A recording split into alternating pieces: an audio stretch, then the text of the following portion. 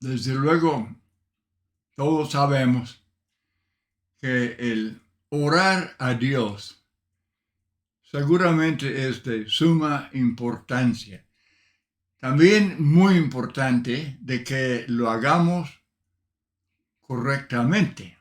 Y Jesús nos enseña. Él nos enseña cómo orar correctamente. Vamos leyendo en el libro de Mateo capítulo 6, los versos del 9 al 13. Vosotros, pues, oraréis así: Padre nuestro que estás en los cielos, santificado sea tu nombre. Venga tu reino, hágase tu voluntad como en el cielo, así también en la tierra. El pan nuestro de cada día, dánoslo hoy, y perdónanos nuestras deudas, como también nosotros perdonamos a nuestros deudores. Y no nos metas en tentación, mas líbranos del mal, porque tuyo es el reino y el poder y la gloria por todos los siglos. Amén. Y encontramos la misma enseñanza, más o menos la misma, en Lucas capítulo 11, los primeros 4 versículos. Hermanos, en estos textos Jesús nos enseña cómo orar. No era su propósito revelar una oración que debería ser memorizada y rezada o recitada así repetidas veces. Más bien, esto es lo que he estado condenando, versículo 7. Esta verdad es obvia cuando se considera que estos dos textos ni siquiera son iguales. Hubiera sido idéntica la oración en los dos textos si Jesús la hubiera entregado como para ser rezada. La iglesia del primer siglo no rezaba el llamado el Padre Nuestro. Espero que haya entendido este punto, es de suma importancia, porque parece que muchas personas consideran este texto como algo que memorizar y repetir. Y Jesucristo, hermanos, en estos textos está enseñándonos cómo orar. Y aquí en Mateo 6 y luego en Lucas 6, es la misma enseñanza, pero no, las palabras no son idénticas. Así es que no es una oración así que debemos palabra por palabra memorizar y repetir, no. Eso, él quiere enseñarnos cómo orar. Muy bien. Los discípulos querían orar correctamente y Jesús les dice de esta manera, de esta forma. Dice que debemos orar así, de esta manera. Y entonces nos da un ejemplo de cómo orar correctamente. Algunos de los elementos principales de la oración aceptable son, primero, alabar y exaltar al Padre, luego pedir que se haga su voluntad, luego pedir por su reino, luego pedir el pan de cada día, el sostén, pedir el perdón y pedir la dirección divina. Desde luego hay otros textos que nos enseñan cómo orar. Juan 14:13, Juan 16:26 nos enseña que debemos orar en el nombre de Jesús. En el nombre significa por la autoridad. Él es el mediador, es nuestro mediador. 1 Timoteo 2, 1 y 2 agrega detalles importantes, también otros textos. Hay otros textos um, revelando la voluntad de Dios, el Espíritu Santo, guiando a los apóstoles para instruirnos. Entonces, aparte de instrucciones, hay buenos ejemplos. Hay aquí en estos textos que ya mencionamos, está enseñando cómo, ¿verdad? Y está dando mandamientos, pero hay ejemplos que seguir. Muy bien, comienza: Padre nuestro que estás en los cielos, santificado sea tu nombre. Los paganos no podían decir Padre nuestro, porque los dioses paganos eran, según la imaginación de ellos, eran crueles, despóticos, caprichosos. No había relación padre-hijo entre ellos, con los dioses paganos y sus adoradores. En Isaías 64, verso 8, ahora pues, Jehová, tú eres nuestro Padre, nosotros barro, y tú el que nos formaste. Así que obra de tus manos somos todos nosotros. Pero los dioses paganos, en lugar de haber formado a sus adoradores, más bien fueron formados los dioses por los adoradores. Lo tiene al revés.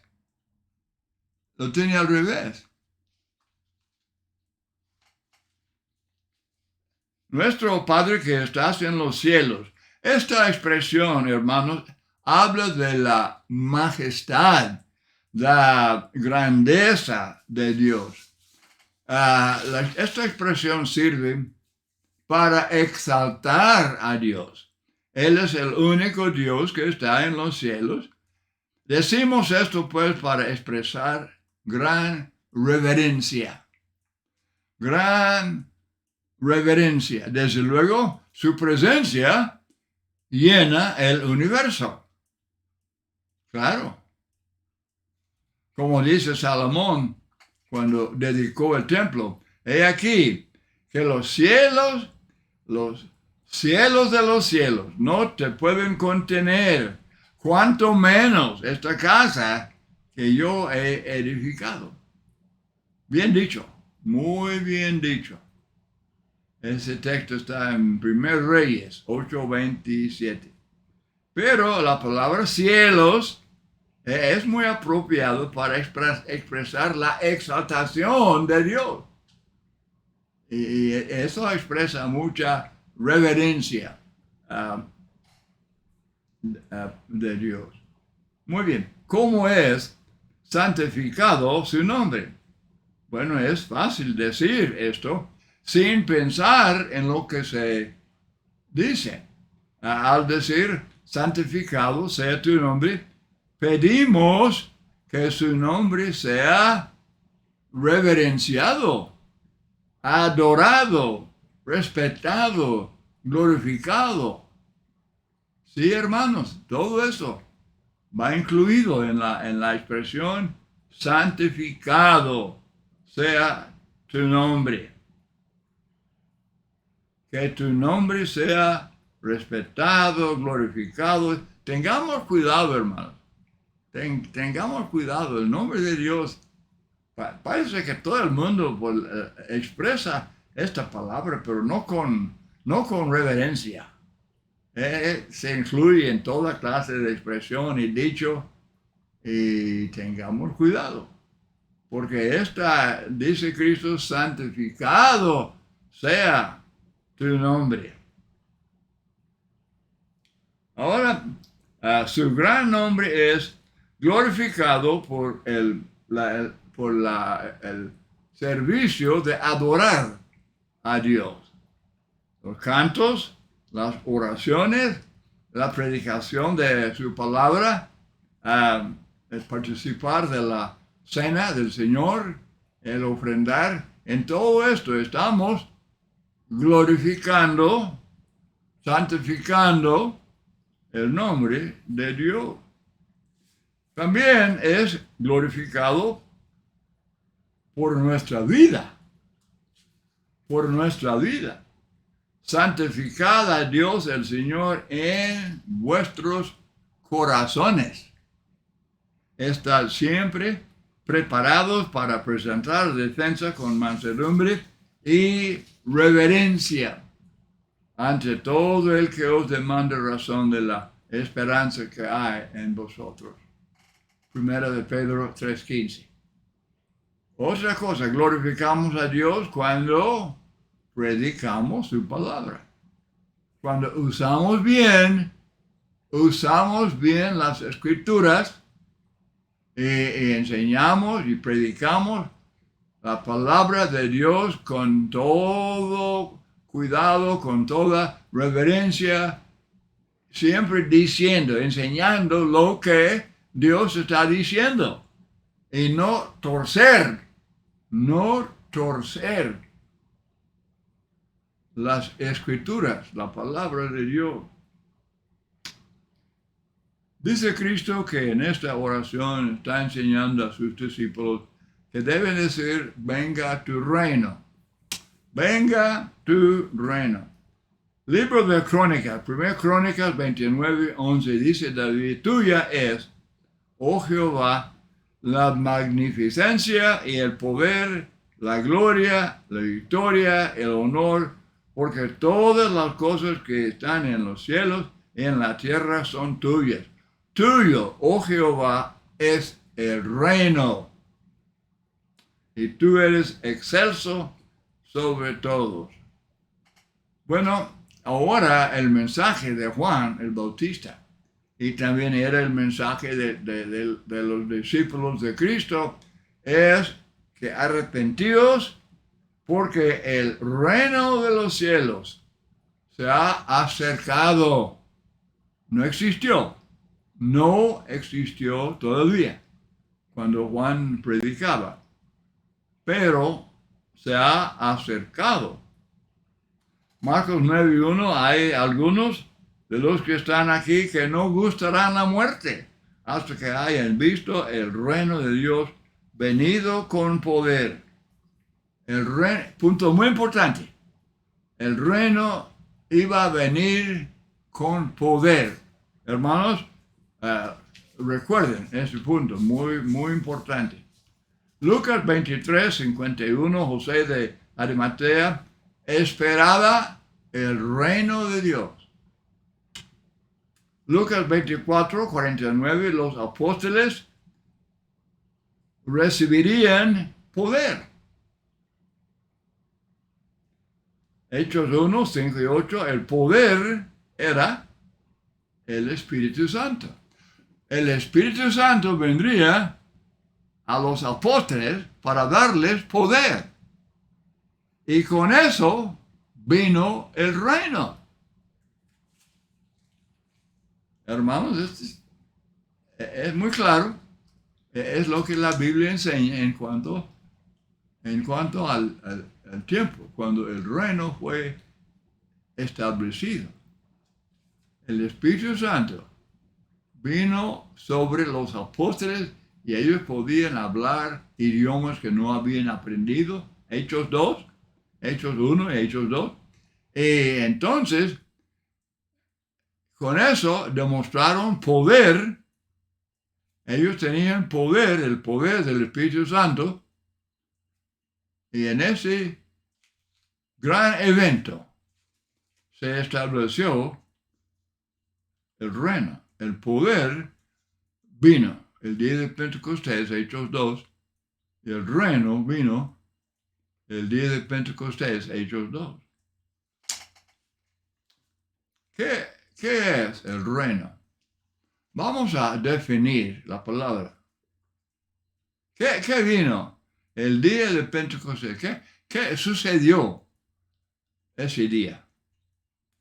Bueno, Jesús ya había ofrecido su vida en la cruz como expiación por los pecados del mundo. Y de esa manera, él Él, con su muerte, compró la iglesia. Es lo que Pablo explica en Hechos capítulo 20, versículo 28. Y no debe ser nada confuso cuando él dice iglesia de Dios.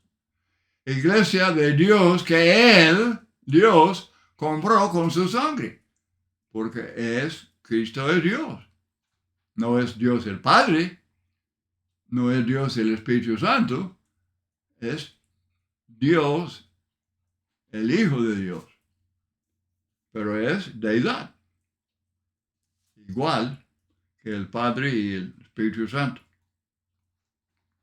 Entonces Cristo pagó el precio de nuestra redención, 1 de Pedro 1:18, e hizo posible la salvación, el perdón de pecados, y Pedro y los apóstoles explicaron este plan de salvación, este plan de la gracia de Dios, el día de Pentecostés.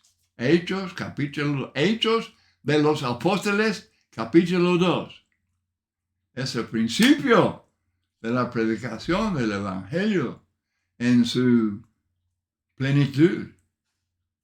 Y en ese día se estableció el reino. En ese día se estableció la iglesia.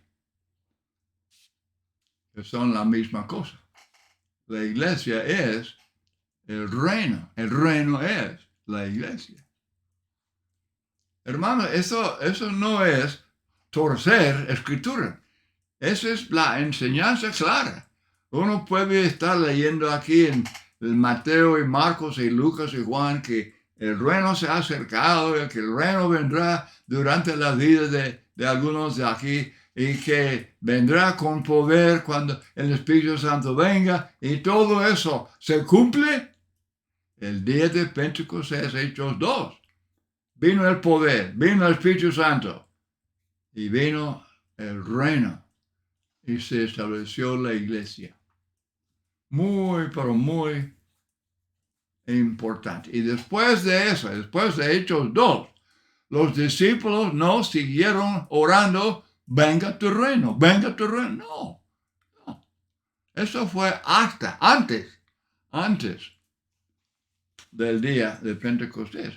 Antes de morir Cristo en la cruz para comprar la iglesia, para cumplir todas las profecías en cuanto al reino de Él. Entonces, estas personas fueron los 3,000 que oyeron el Evangelio y lo aceptaron. Dice que se compungieron de corazón, reconociendo su gran pecado, y preguntan qué haremos, y dice Pedro, arrepentidos y ser bautizados en el nombre del Padre y del Hijo y del Espíritu Santo para perdón de pecados. Entonces, de esta manera, ellos, el ser bautizado era ser sepultado, Romanos 6:4, bautizado es sepultado en agua para el perdón de pecados. Los que niegan eso, niegan la Biblia, niegan al Espíritu Santo. Y muchos lo hacen. Muchos pastores, evangelistas, de multitud de evangelistas y pastores que dicen, no, el bautismo no es necesario para ser salvo. Somos salvos por la fe sola, por el amor solo, por invocar al Señor solo. Bautismo no es nada más una figura allá. Ellos enfáticamente niegan, contradicen y niegan la palabra de Dios. Pero muy atrevidos. Y es pura insensatez estar acercando con Dios. Y está en juego la salvación. Esos 3,000, cuando fueron bautizados, ellos recibieron el perdón de pecados. Y fueron, dice Hechos 2:47, añadidos a la iglesia. Ya está. Ya no van a decir que Cristo edificará. No, ya quedó en ese día establecido. Las personas, esos 3,000, fueron trasladados al reino. Es lo que dice Colosenses 1, 2 y 13. Fueron bautizados en un cuerpo. Primera a los Corintios 12 y versículo 13. Jesús había dicho, edificaré mi iglesia. Mateo 16, 18. ¿Y qué es su iglesia? ¿Cuándo la edificó? La palabra iglesia significa los llamados. Los llamados. Los que son llamados por el Evangelio. Segunda Tesalonicenses 2:14. Llamados por el Evangelio. Llamados. Y obedecen. Y son añadidos a la iglesia. Los primeros que fueron salvos por el Evangelio predicado por los apóstoles fueron los 3,000, el día de Pentecostés. Entonces los términos reino, iglesia, cuerpo, rebaño, todos se refieren, hermanos, a la misma cosa, al mismo grupo que el pueblo de Dios. El pueblo de Dios. Cristo es cabeza de la iglesia. Él es cabeza del cuerpo. Cristo es pastor del rebaño. ¿Verdad? Cristo es el marido de la esposa, de la iglesia.